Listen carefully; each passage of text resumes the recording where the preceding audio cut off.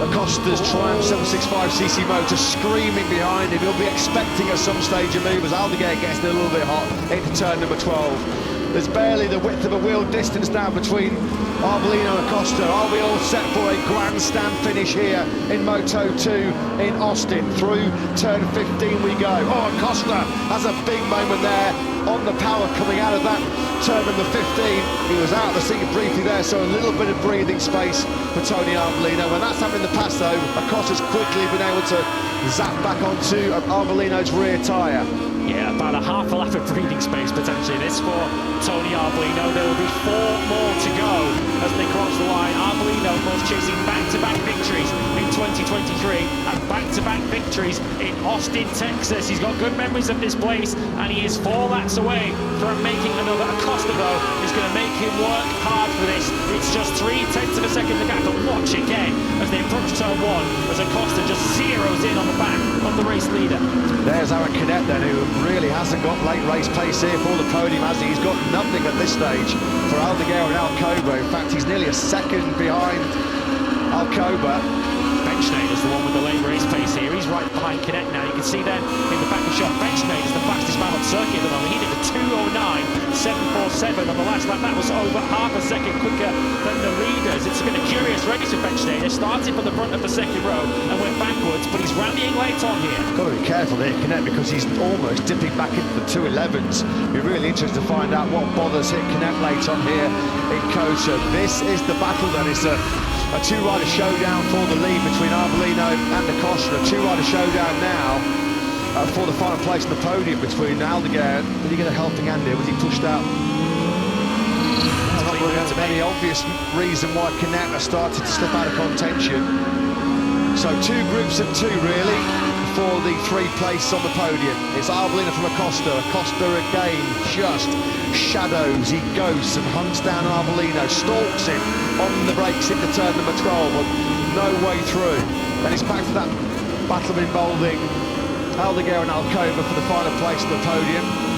Acosta thinking, is this guy going to make one mistake in this Grand Prix? We saw a slight one through turn 20 in the final lap, the final corner a few laps ago, but that's about it from Arbolino. He's been so good so far, and that might be what it takes here for Pedro Acosta, because there is so little to choose between these 2 race leaders. It might take a mistake, but at the moment, Arbolino is offering Acosta nothing. He's shown his mettle here, hasn't he? Big time Arbolino. Ice cool in these hot conditions here in Kota. We're about to come online and complete lap number 13. There'll be 3 to go here in what's an intriguing, fascinating duel between Arbolino and Acosta here at the Red Bull Grand Prix of the Americas. It is still in the hands of our World Championship leader, Tony Arbolino, trying to be just the 6th. Oh, he's gone wide. He's gone wide. There was the first mistake. Through comes Acosta. It was a gift, it was a present for him, wasn't it? He pressured Arbolino into the mistake. Arbolino will still lead the World Championship, but Pedro Acosta then now seizes the lead late on here in Austin. It took 14 laps then for the pressure to finally tell on Tony Arbolino, but I don't think he's done yet. Not by a long chalk, as he closes back in again on the rear wheel of Acosta. Of course, the pressure shifts now. It's Acosta who's now the hunted, and it's Arbolino who's now the hunter. How tight do you want it? How close do you want it between 2 top men in this year's Moto2 World Championship? Wheel to wheel, millimetres between them now as they drop down the hill into the half-braking zone for turn number 11. Acosta it is that has the advantage. Oh, that was so close. Wow, unbelievable, breathtaking action here between Acosta and Arbolino. They power now the 1200-metre back straight. What a time to ride on board with Arbolino. You can almost smell the rubber on the back of Pedro Acosta's Dunlop rear tyre there, couldn't you? Acosta then now, he's gone wide. It's another mistake at turn 12 for Pedro Acosta. Does anybody want to win this Kota Grand Prix here today in Austin? After the mistake by Arbolino at the first corner, started this lap 14, late on in the lap, Acosta makes another mistake into turn 12, and it's now Arbolino back in the ascendancy. Still 2.5 laps of this to go as well, so who will finally be in the right chair when the music stops? Aldeguer hanging on at the moment to that third place, and Kinet is still in touch with that battle. It is a 4 or 5-way battle for that final podium position, being led by Aldeguer. Both he and Alcoba, remember, are still chasing their first ever Moto2 podium. We are getting crystal clear evidence, not that we needed, as to why these two men are top dogs in this year's World Championship, while these two men are already attracting big suitors in the MotoGP paddock for next year and beyond.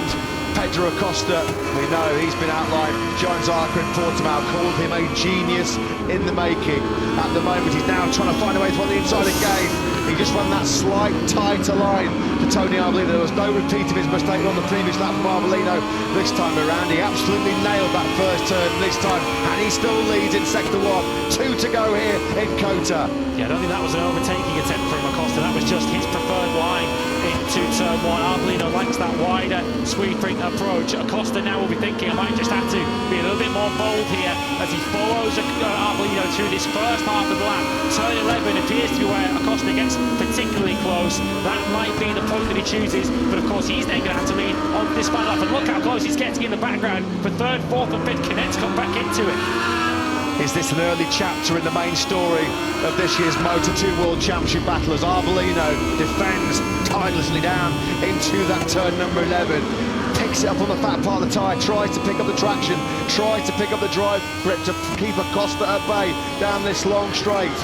Who's going to be strongest in the braking zone?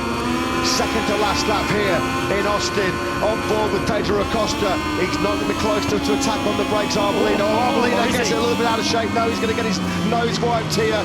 Door slam shut. Wheel to wheel action. This is it, fairing to fairing, elbow to elbow. Classic Moto2 here in Kota as we stay on board with Tony Arbolino looking back down the stadium section at number 37 Pedro Acosta. They're not leaving anything on the table here. They are both on the absolute ragged edge as they get ready to start the final lap of this gripping Moto2 Grand Prix. Aldeguer in the background holding on to 3rd, but Kinet back ahead of Alcoba now. Kinet could still pinch that final podium position. How are your nerves then, Arbolino and Acosta, for what's going to be a pulsating final 5.51 kilometres here at the Circuit of the Americas in Austin, Texas. Here we go, folks. Strap yourselves into the horsepower rodeo. Saddle up time, because Tony Arbolino and Pedro Acosta on the last lap here in Moto2. The gap between them just under a 10th and a half. Here comes Acosta again on the inside. On the hill, the brakes. He prefers that tighter inside line. Arbolino stands firm. They drop down into turn 2.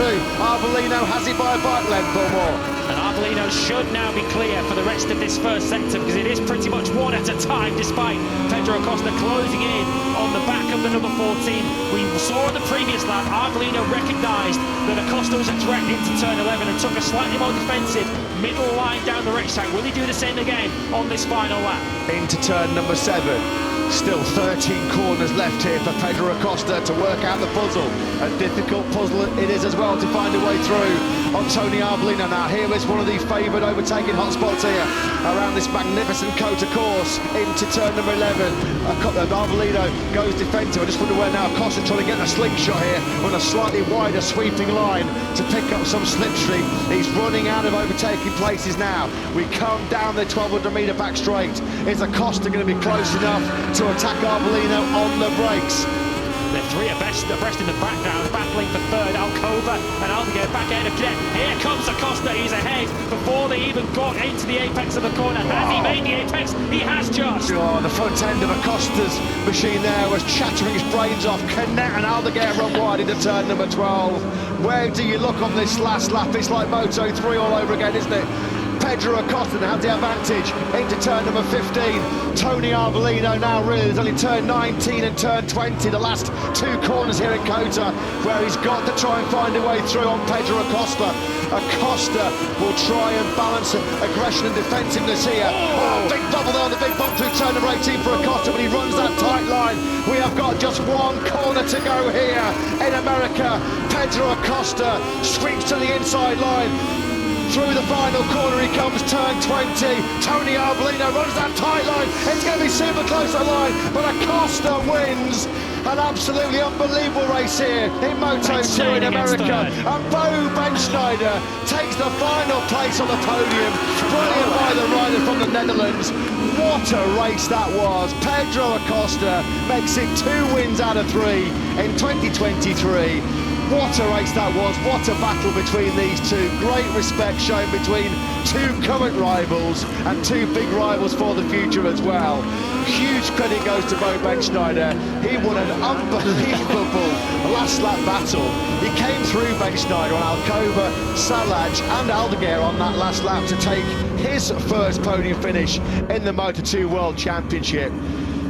Wow. What a race that was by Pedro Acosta, showing his class. Take nothing away from Tony Arbolino because he stepped up to the plate as well. He'll remain our Moto2 World Champion.